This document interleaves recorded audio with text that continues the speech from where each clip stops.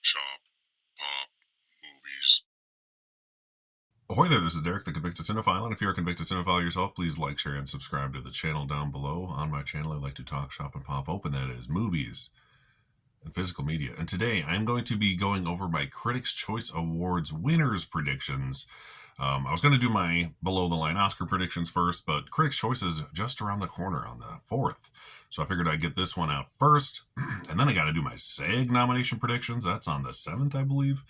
And then maybe I'll do my below-the-line Oscar predictions sometime this week. Hopefully, I have more time. I have a couple extra days off where I don't have to be doing, holiday guff. So I can hopefully catch up on a couple videos there. But these are going to be on Sunday the 4th. Sadly, I do not have cable, and they aren't streaming until the next day on Hulu or whatever it is. So that's stupid, and I don't want to pay for Hulu Live TV just to watch one show, which I've done in the past, I'll be honest.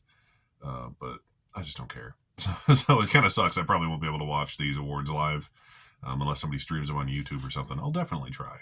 And then on the 5th, the day after, I will be doing my reaction/results video for the Critics' Choice. But let's get into these predictions because I only have so much time before my kid is done playing whatever game he's playing in the other room. All right. Let's start with Best Picture, shall we? The nominees here are One Battle After Another, Sinners, Hamnet, Wicked for Good, Marty Supreme, Sentimental Value, Frankenstein, Bugonia, Jay Kelly, and Train Dreams. I didn't reorder these all the way, but I do definitely think the top three are One Battle, Sinners, and Hamnet. It seems like they always kind of have been, even before all these nominations rolled in. I would be shocked if anything besides One Battle or Sinners won here. But I think the critics are just going to go with One Battle After Another. I think this is PTA's year, and he's just going to kind of win everything. There's a chance they could give Picture to Sinners and just Director to PTA. I would be completely blown away by that.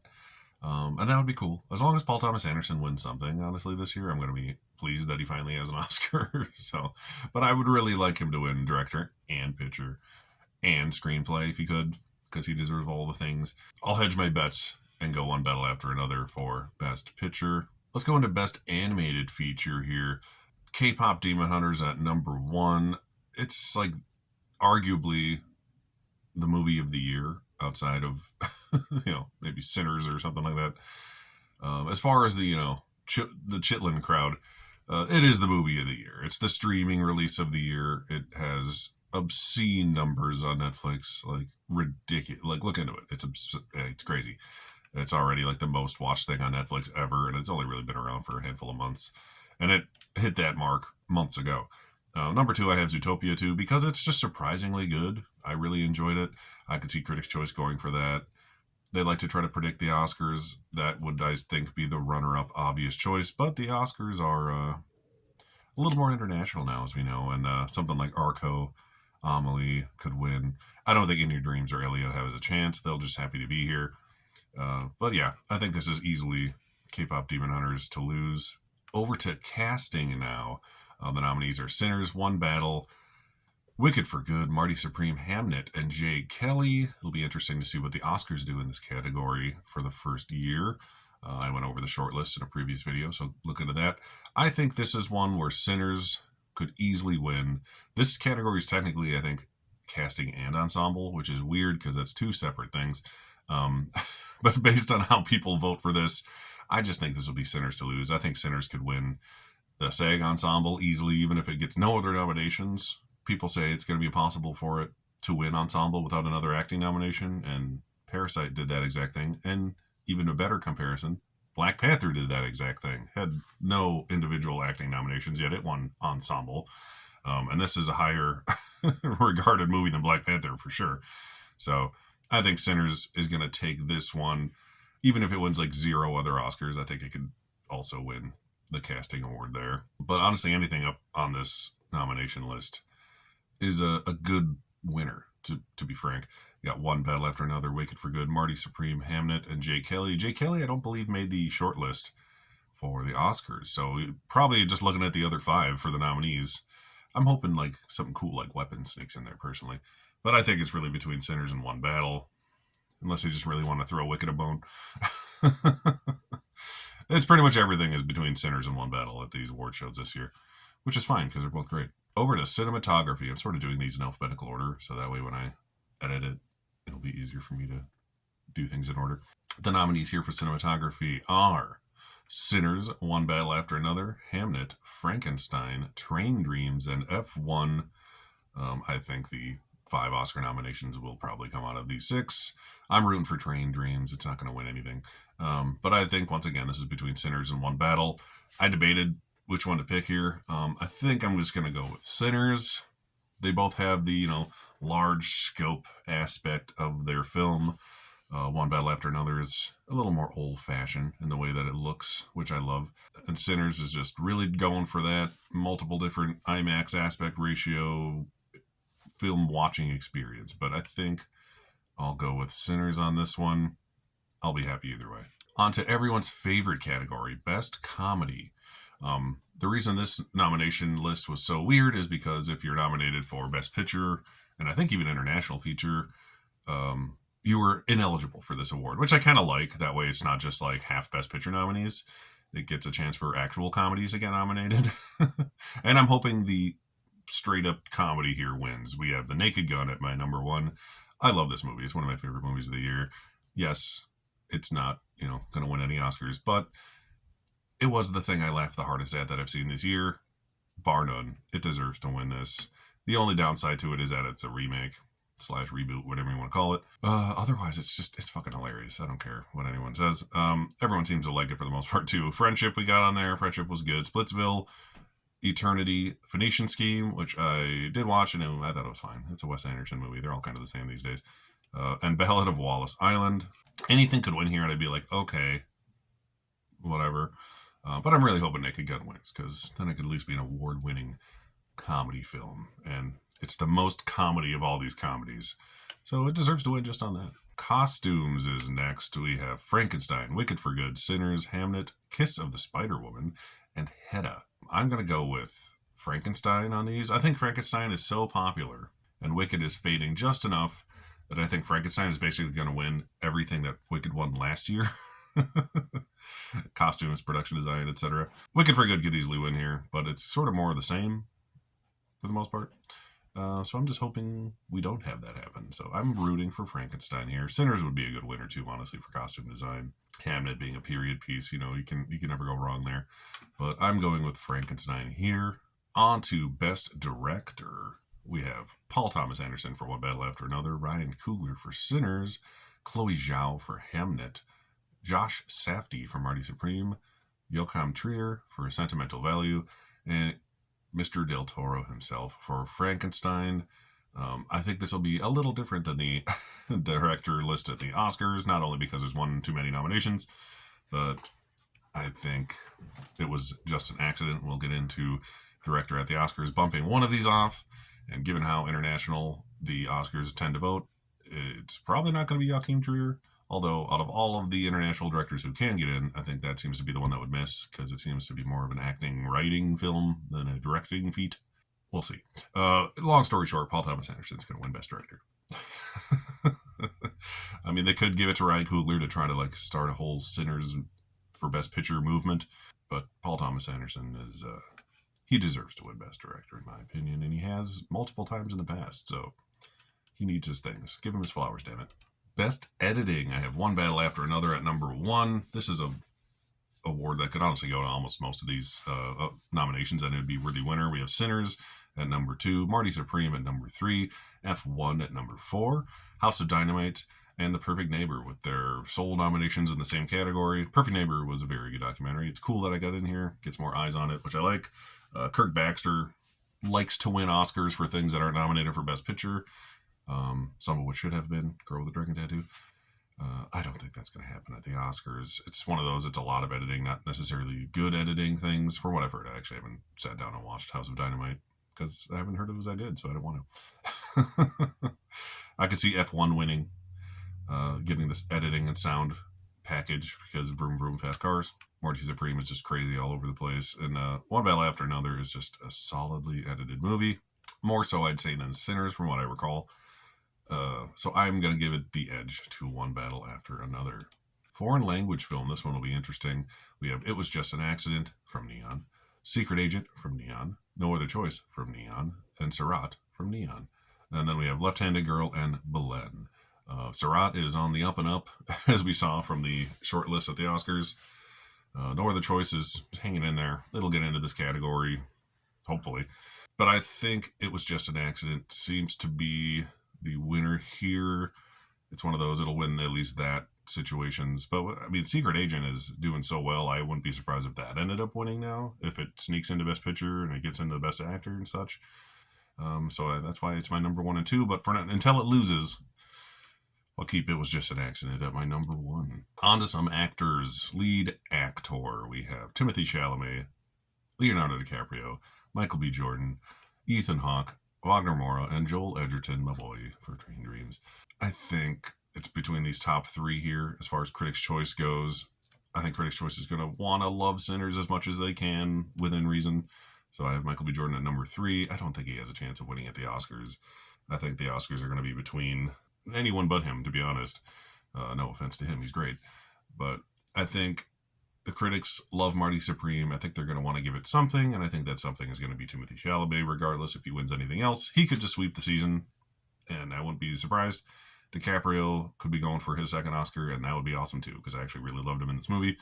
But I think the critics are going to go for Timmy for Marty Supreme on this one. Over to lead actress, we have Jessie Buckley for Hamnet, Rose Byrne for If I Had Legs I'd Kick You, Renata Reinsve for Sentimental Value, Emma Stone for Begonia, Chase Infinity for One Battle After Another, and Amanda Seyfried for Testament of Anne Lee, the only thing that movie has going for it. So hopefully they put all their resources towards her, because, yeah, that company shit the bed this year. Fox Searchlight, right? I think this is between Jessie and Rose. Rose Byrne has been winning most of the critics' prizes, at least the major ones. So I wouldn't be surprised if she won here, since it is the Critics' Choice Awards. But the Critics' Choice Awards, for some reason, don't go for what the critics are picking. It's weird. They like to try to predict the Oscars instead of just doing their own thing 80% of the time. So I think this is the whole Rose Byrne's going to win all the little stuff, including like Independent Spirit Awards. And then all the televised stuff is just going to be Jessie Buckley sweeps the rest of the season. So this will be the start of that. So I'm going to hedge my bets that that's what's going to happen. But it'd be really cool if Rose Byrne won. Just because she's the only prospect for that movie, really. The strength of Hamnet is what's really going to push Jessie over the line. Because these two performances are, from what I've heard, because I never have a chance to watch either of these, the performances of the year, as I say. Now we're going to go into Best Makeup. Like I said, alphabetical order is confusing. We have Frankenstein, Wicked for Good, Sinners, The Smashing Machine, and not eligible for the Oscars, Weapons, and 28 Years Later were not shortlisted. So these top 4, I think, are shoo-ins for the Oscar nomination. The 5th one being whatever's lucky to get in there. Once again, I think this is going to be the Frankenstein takes Wicked steam out from under it, and that's going to win for makeup. You have a really interesting character in constant makeup throughout the entire film, not to mention all the other hair and makeup throughout the movie. Wicked for Good is like more showy and obvious, but again, this is more of the same. Give or take a Tin Man and a Scarecrow, which looks good, but from what I've seen, it looks better in like behind the scenes footage than in the actual film. Sinners, there's not a ton of makeup. It's just going to get in everywhere because it's Sinners. Smashing Machine is impressive. That would honestly be like a worthy winner if there wasn't so many higher end Best Picture nominees in here. Weapons should have gotten in for makeup at the Oscars. I don't know why that didn't happen. And 28 Years Later is just... I don't know if I really ever expected that to get in at the Oscars, but I at least thought it would get shortlisted because, you know, zombies and things. Production design. We have Frankenstein, Wicked for Good, Sinners, Hamnet, Marty Supreme, and the much-deserved nomination for Fantastic Four, which also didn't get shortlisted in visual effects or score, which is a whole bunch of bullshit because Fantastic Four had some good stuff on it. I don't know why this is the only thing getting nominations. It deserved it, but come on. It had pretty good... The baby was okay. Everything else looked pretty damn good. Every movie has something that looks a little off, and there's some much worse visual effects than that baby getting in the shortlist. Let's just put it that way. But we're not talking about visual effects. We're talking about production design, and for the 3rd time, I think, Frankenstein is going to take the wind out of Wicked for Good sales here. So I'm going to go with that. Frankenstein, this seems to be the more beloved film of the year. And the whole more of the same argument yet again. And Frankenstein just looks goddamn gorgeous, whether or not you love the movie. Best score. We have Sinners, One Battle After Another, Hamnet, Frankenstein, Marty Supreme, and F1. Keeps getting in there everywhere. Maybe it's just because it's Hans Zimmer. I don't know. It doesn't hurt. But this is between Sinners and One Battle, like most of these categories. I'm going to give the edge to Sinners, even though Ludwig Göransson has been winning like for basically every movie he's done lately. Johnny Greenwood needs to win. I would prefer if he wins, honestly. But since Sinners is such a music-centric film, I think that kind of gives it the edge. And it's a craft win they can give Sinners while still giving One Battle After Another most of the above-the-line guff. A little bit for everybody, right? But I'm rooting for Johnny Greenwood because I've always liked his work. And he's been snubbed multiple times when he should have been winning as well. So I would like him to finally get his flowers as well, just like his buddy PTA. They've been working together for decades now, essentially. At least since There Will Be Blood, I believe. Best Original Song, we have I Lied to You from Sinners, Golden from K-Pop Demon Hunters, The Girl in the Bubble from Wicked, Train Dreams from Train Dreams, Closed by the Sun from Testament of An Lee, and Drive from F1. I think I might have forgotten to flip-flop these around, because I think I might have put Golden on top and then it didn't save. But I Lied to You and Golden I think are the two things that have a chance to win here. Everything else is just happy to be here. Golden is the more, popular song, but sometimes those don't win. And Critics' Choice freaking loves Sinners, so you know what? I'm just going to go with this because I had it at number 1 for a reason at some point or another. I'm going to keep going with Sinners, I Lied to You. It's another freebie for Sinners, especially if they give K-Pop Demon Hunters the animated film. He gets to win a prize as well, but either of these is going to win. I can't imagine anything winning any other of these awards all season long, especially Diane Warren at the Oscars. Best Sound, I have F1 at number 1, Sinners at number 2, One Battle at number 3, Frankenstein, Warfare, which did not get shortlisted at the Oscars, and then Seurat. Should probably flip-flop Seurat and Warfare, but at this point it doesn't really matter. I think this will be the Top Gun prize that they give to F1, because Vroom Vroom Fast Cars. Sinners and One Battle are great nominations here, but I think the sound editing specifically in F1 is more impressive than those. Potentially, they might go for that. Another category where pretty much anything could win, and it'd be like, cool, that's deserving. But I think they might give this to F1. It might be the one thing they give it.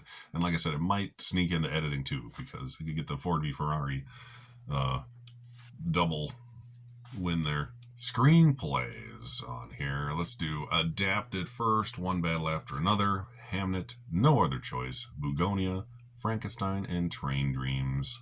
I think this is One Battle After Another's to lose. I would be shocked and appalled if anything else were to win this. Not because it doesn't deserve it, but because why? Like, there's no path towards Best Picture that would make sense for any of these other films, outside of Hamnet, I'd say. But I just don't think that's going to happen. Paul Thomas Anderson has deserved a screenplay Oscar win since Boogie Nights. So he's long overdue for this.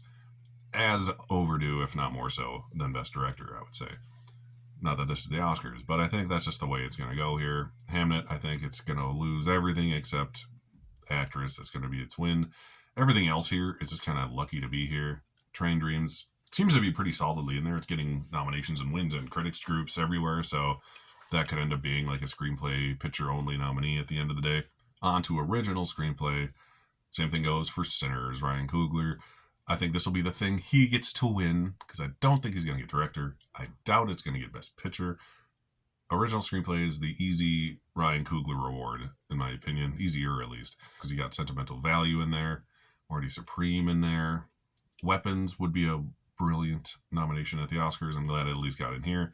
Jay Kelly seems to be on the downslide, but it's a very good screenplay, and it could easily get into just screenplay at the Oscars even.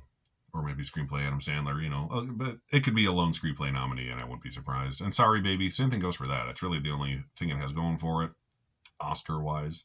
I think I'm just going to go with Sinners on here. None of these other ones make enough sense. Everything else here would be a surprise win, in my opinion. Even Sentimental Value, just because I don't think it's going to win much. I think it's just going to get in a whole bunch of nominations and then not win much, especially at Critics' Choice. They usually don't go for the international films as often. Stunts. Can't wait for Oscars to do stunts. Number one, I put Mission Impossible. F1 could easily take this too, since it's up there nomination-wise. But I think this is the time to give Mission Impossible its stunt award while they still can. Give Tom Cruise his, his due. And then we have One Battle After Another, Sinners, Ballerina, and Warfare yet again. But yeah, I think it's between the top two. If anything else wins here, it's just going to be because they love One Battle or Sinners so much they have to give it everything. But if we're going based solely on stunts, those are the two that really deserve to win that are nominated here. And I think Mission Impossible is going to do it. On to the supporting performances of supporting actor. Stellan Skarsgård at number one. This will be Sentimental Value's win, I think. Benicio del Toro I have at number two because he's been winning so many more Critics' Prizes than everyone else, including Sean Penn, who's my number three. Paul Mescal for Hamnet, Jacob Elordi at number five for Frankenstein, and at the bottom, The Sandman, sadly, for Jay Kelly. I think he's on the chopping block for the Oscars just because that movie is going down and everything else here is kind of rising up. But yeah, Stellan, he's the best hope for Sentimental Value to win something, and it really needs to start here. I just don't see Benicio del Toro's performance being a winning performance. I think he was lucky to get into all these places, just for me at least. Sean Penn is so showy, like he's borderline lead in that movie in my opinion. But he might be a little too showy for some people, but I think that's just going to help Stellan. And then the vote splitting between two nominations from the same movie, it's a thing. It could happen. Actress in a supporting role, I'm going for it. I'm going for Amy Madigan's for Weapons. I'm gonna hope they do the cool thing, and the Golden Globes will maybe follow suit. She's amazing in that movie. She's a great actress. Been around for 40 plus years. It's been 41 years or something since her last Oscar nomination. Also in supporting actress. I think their Critics' Choice could just do the cool thing and give it to her. This is such a weird category. I just don't see anyone else being the obvious second choice. I have Tiana Taylor for One Battle After Another at my number two, just because the movie's so strong and she's amazing in it for the first act of the movie, because she's an actual supporting performance. Unlike my number three, Ariana Grande, who is a co-lead, could win here just because they never gave her anything for the first movie, but that movie's sort of not doing great. I think it might still squeak into Best Picture, but yeah, I don't know. I don't know. It's one of those things where she kind of has to win everything, or she's just going to be happy to be there again like last year. And then 4 and 5, I have the Sentimental Value ladies, Ingrid's daughter Lydia's and Elle Fanning. And Wunmi Masako I have at number 6. I actually really like her performance. If I had to pick one actor from that movie to get nominated, it would be her. Over Michael B. Jordan even. So it'd be kind of cool if she made it in at the end of the day at the Oscars, but it's such a weird category. Like there's like 4 other things that could happen. Maybe one of the Sentimental Value ladies gets bumped for her. I don't know. Emily Blunt could just show up because God knows what happens. 2 more. We're almost done here. VFX. Avatar Fire and Ash is number 1. I didn't even bother moving around everything else underneath it because it's so obvious it's going to win. Superman at number 2 because I like Superman. F1. Mission Impossible, which I don't believe got into the shortlist for visual effects at the Oscars. Frankenstein. And Sinners, which did get in for visual effects shortlist, so that means it's going to get nominated. I don't think it really does. It has the really good double performance visual effects, but that's about all it's got going for it. Frankenstein, I don't think deserves to get in either. It kind of has some wonky animal CGI in there, but there's enough good that outweighs the bad, I suppose. Fantastic Four should be in there over either of those. And Superman might just be a little too cartoony for some. It looks great for the universe it's set in. Yeah, this is Avatar's award. Like, there's no reason to even nominate anything else. And last, and arguably least, we have the Young Performer Award, which I got a few of these wrong because I just didn't know the age restriction. So the nominees ended up being Miles Caton for Sinners, Jacoby Jupe for Hamnet, Carrie Christopher for Weapons, Nina Yi for Left-Handed Girl, Everett Blanc for The Plague, Shannon Mahina Gorman. There's her full name. There we go. Yeah, I think this is between the top 2 here, Sinners and Hamnet. They're the highest profile movies. I think they're going to give this to Miles Caton because he is a breakout star of that film. He's great in the movie, and he didn't get into supporting actor, so they can give him what he deserves here. But I've heard Jacoby Jupe is outstanding in Hamnet, so I think it'll be one of the two. But Miles Caton being in like the movie of the year, arguably, and being a great breakout star in the movie makes the most sense. So I'm going to go with that. So those are my Critics' Choice Award winners, predictions. I'll be doing my Golden Globe one soon, my SAG nominations predictions, and eventually I'll get around to my below the line Oscar predictions. If not, I'll just end up doing the whole damn shebang before the final actual nominations come out, which is on January 22nd, only not quite a month away. So that's all I got for you today. Once again, my name is Derek, the Convicted Cinephile. Please like, share, and subscribe to the channel down below. Thank you for watching, and I'll see you next time. Thank you so much for watching, everybody. Don't forget to like and subscribe to the channel, and channel memberships and merch are available on TeePublic and Spreadshop stores.